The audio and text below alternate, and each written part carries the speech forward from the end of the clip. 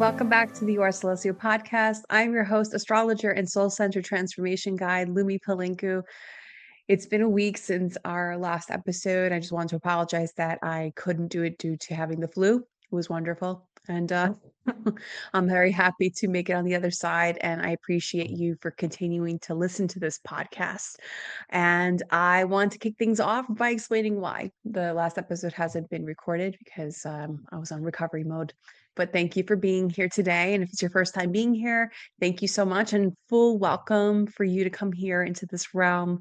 And I wanted to say that this podcast has been a wonderful privilege for me to record every week and share all of my insights and experiences with you.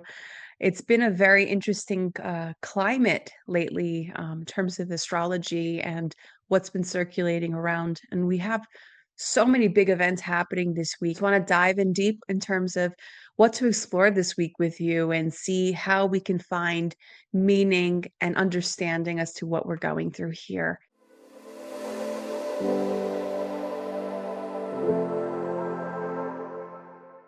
So the week of January 26th is full of really pivotal transits here. And now let's just do a whole broad stroke as to what to explore here.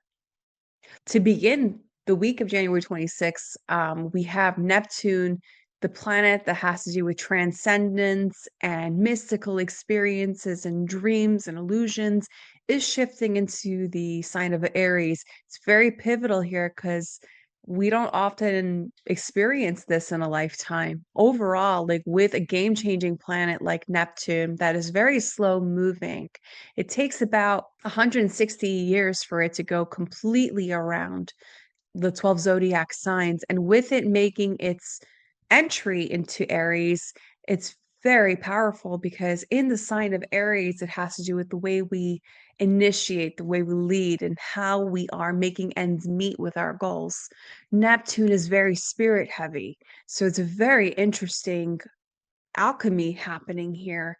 Because the one thing about Neptune is Neptune brings illusions, but it also, in the phase of illusions, we find the truth. The best way to explain how Neptune and Aries will be playing out for us, I can't help but see the way Alice in Wonderland is. Intuitively, that's what's coming through to me right now. As like Alice takes a jump into the rabbit hole. There's a lot of conflicting forms of information in terms of what we've learned so far in our journey. It's actually close in tone to in terms of how Neptune has been playing out in the sign of Pisces for these last several years. It's like we've been kind of in a fog in terms of understanding what is real, what is tangible, what is clear.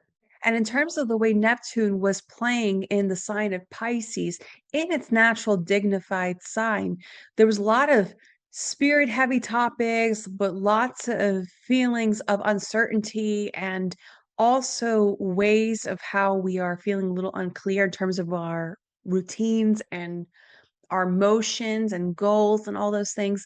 I believe the first wave of us feeling the effects of Alice in Wonderland kind of energy was when it began its reign in the sign of Pisces in 2011. And then as it made its way in terms of completing its cycle in 2026, meeting today on January 26, 2026, we're going to start feeling much more clearer and more empowered in regards to our direction. We'll have a lot more force and assertiveness in terms of making ends meet in our journeys. Just think back in terms of like how your life has been unfolding since 2011.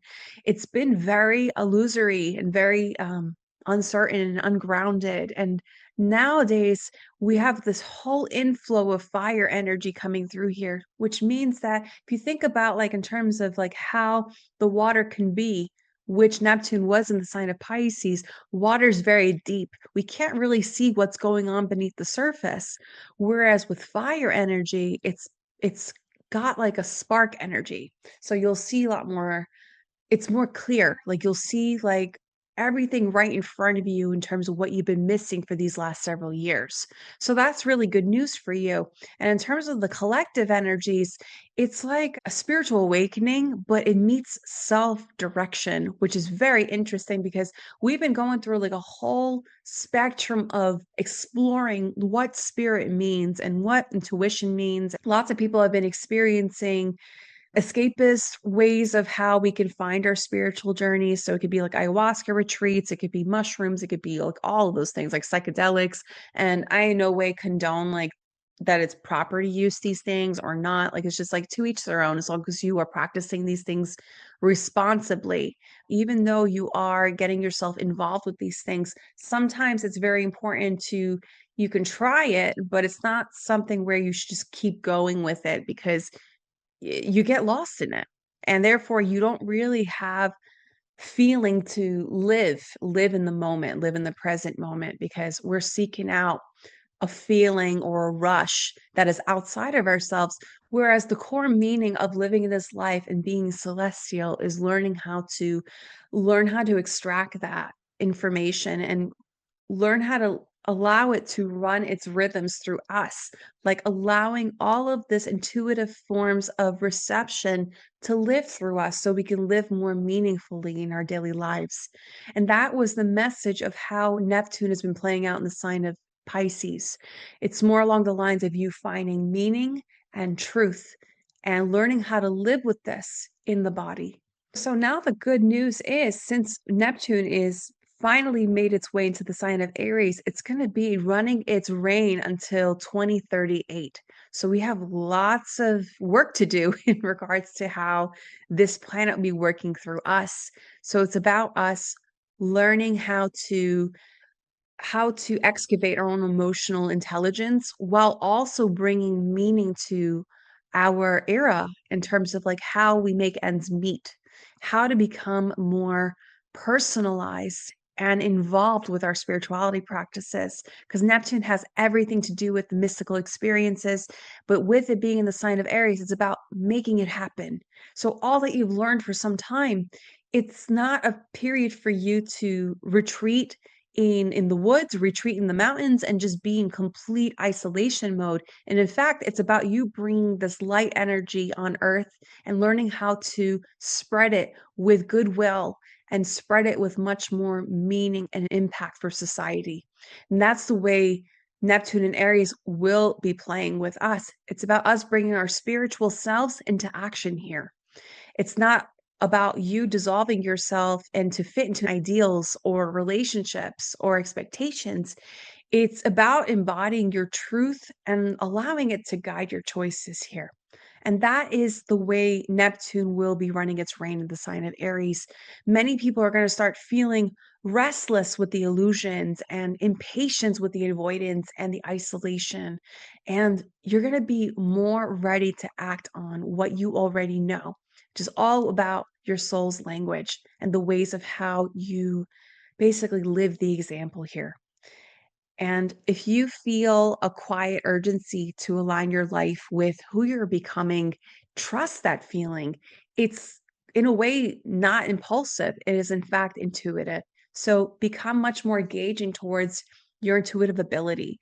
This is the period and era for all of us to realize of how powerful we can be by how we implement our intuitive realms of existence here. So that is your message with how Neptune and Aries will be playing out as a starting point for the collective and as well as for you. So now we meet January 27th when Mars conjuncts Pluto. This is one of the most powerful transits of the year. Mars in the sign of Aquarius conjunct Pluto in Aquarius. Very potent and very intensified. I like to say that this is the most alchemizing period that we're going to be experiencing this week, and as well as sending a shock wave of what we intend to do for the rest of the year. It's going to activate a deep inner power, the power that reveals where your energy has been compromised here. It may show up as you feeling more angry, or it highlights where your boundaries have been crossed here. It also could signal a breaking point that clarifies the limits that you need to instill here. And it's also a moment where you're no longer going to negotiate your worth. I would like to really emphasize that you need to include peace here in this exchange because it is a very alchemizing, very implosive kind of energy because Pluto has to do with like a slow build towards something magnifying. It's like in a way like instilling the microcosm and it expands into a macrocosm, cosmic event here. Whereas Mars is the trigger point. Mars could trigger things to for you to say things that you regret. It can also trigger things to happen that will be beneficial for you. It's also a period for you not to divulge into confrontation here. It's about you learning how to observe before reacting. It's so important here because it might lead to some things where you might regret or you might make a mistake here and just it's really important for you to learn how to initiate self-respect and even in terms of like how you react to things that you don't agree with. For a lot of people, it marks a point of no return. So wherever it is that your journey is unfolding right now, something that requires for you to change, requires for you to dismiss whatever energies that you keep living out. So this is the point for you not to accept this path anymore. It's like that period where you just cannot unsee what you've seen. So just start taking note in terms of like how you keep living out this path and whether you don't wish to live within this energetic field anymore. It's very important because you'll start to understand how you are living intentionally and it becomes very undeniable, the shift, because it's alchemy, I like to say, because Aquarius is about our need to innovate our life. So you have to look in terms of your birth chart where Aquarius is. If you see where Aquarius is in your birth chart and which house, this is where the changes will be happening for you. And this transit will strip away all illusions that you keep living out, and it only reveals what is real and what will be meaningful for you to move forward in your life. So, before we move into the rest of the week, I want to take a moment and pause. And I want to ask if this episode has been resonating with you, if you've been feeling such incredible support with this podcast, please subscribe. Or if you're feeling this message right now is resonating with you, I would love to see your comments and experiences as to what you're going through with each week as we explore together. And if you feel called to leave a review, I would be so grateful for that because I want to increase more traction with this podcast because we're growing so much together and I see a couple of reviews already. So thank you for those who have. I appreciate you. I know who you are and those who I don't know, thank you so much for that. Really appreciate you here. And your reflections matter here and it helps me evolve my podcast and its messaging. And this space grows through shared experience and I would love to hear what you're going through, and I'd love to chime in and have conversation flow on our YouTube page and in other streaming platforms here. So thank you so much for being a part of this conversation, and I appreciate you for being here all together. And let's continue. So now we meet on January 29th, where Mercury conjuncts Venus. After the intense beginning of this week, I like to say that this will be a gentle exhale after the intensity that has been building up for the earlier part of the week. And Mercury meets Venus. So Mercury in the sign of Aquarius, meeting Venus in the sign of Aquarius. It's about you speaking your truth with grace and realness. So whenever Mercury, the messenger planet, meets up with Venus, the planet of love, it's about helping us learn to speak from the heart and as well as clearly, kindly, and honestly. It's very important here. With Mercury meeting Venus, it brings on a more compassionate energy here. So it's a beautiful moment for you to initiate heartfelt conversations or even heartfelt exchanges within self. It's a really ideal time to also start writing and journaling and naming your needs without defensiveness. It's also about choosing honesty over silence. You may realize that there's something new that needs to come up in terms of your thinking process here. If you feel like you need like a revamping of how you've been exploring love and also how you've been exploring what motivates you. And so you probably have been feeling like there's something more waiting for me here. And if you feel like you've been going through life passionless, this is the period for you to start reignite that. And it's very airy in a way because Aquarius energy is all about air. It's ruled by the element of air. And therefore, it's an initiatory phase into something that will meet you from where you are on a soul level. So if you're feeling like very inspired or if you're receiving lots of energetic downloads on this day, I totally recommend for you to jot this down because you will not experience a feeling like this for a while because Mercury meeting Venus brings up lots of ideas, like lots of downloads of incredible information that you need to take with you. So wherever Aquarius is in your birth chart here, that's where the message is going to be cultivated. And also, it's a way for you to innovate that part of your life.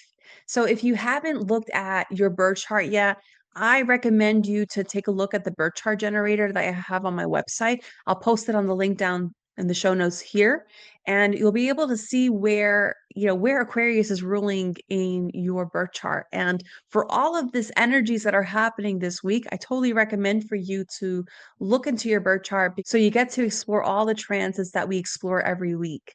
And I also have a free Astrology 101 e-guide so you get to understand where your houses are, where the signs are, so you can follow through seamlessly every week. So we get to grow together and you'll get to understand as to how this messages will be flowing through you.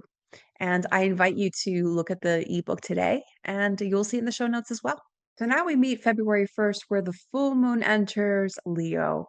Very powerful time because there's so much fire and air this week, as you can tell. Leo is a fellow fire sign like Aries. And with all the Aquarius energy this week, I can't help but feel that this will be a very transformative week for so many people.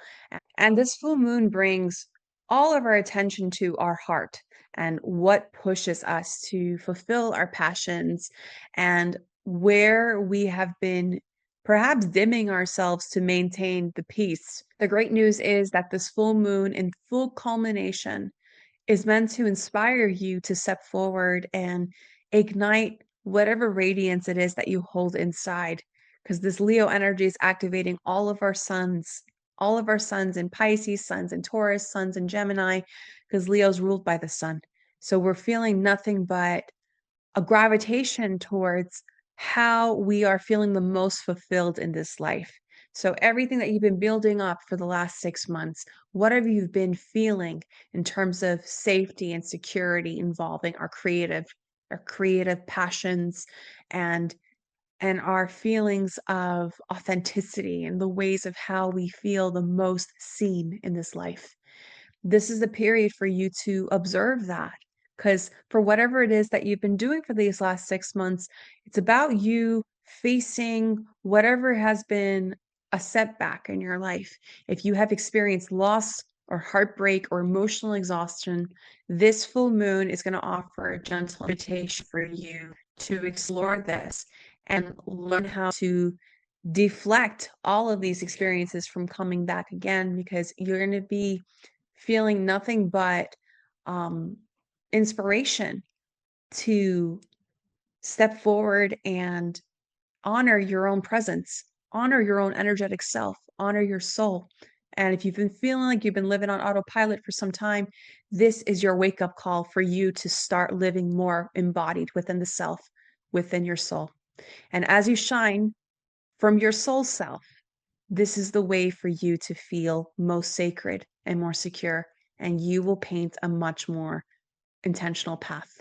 So, to best work with this full moon and Leo energy, I want you to express something this week, whether it was creatively, emotionally, relationally. Learn how to speak your truth and express it without editing it for approval.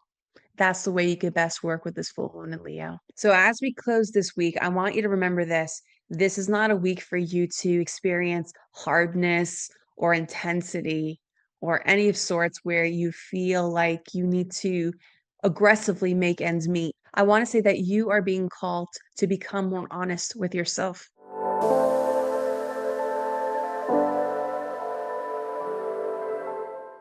I want to offer you one final message and something to carry you beyond this episode. So we're going to conclude this episode like in other episodes with an oracle card draw, have it offer advice that we may need to take with us for the week ahead, okay?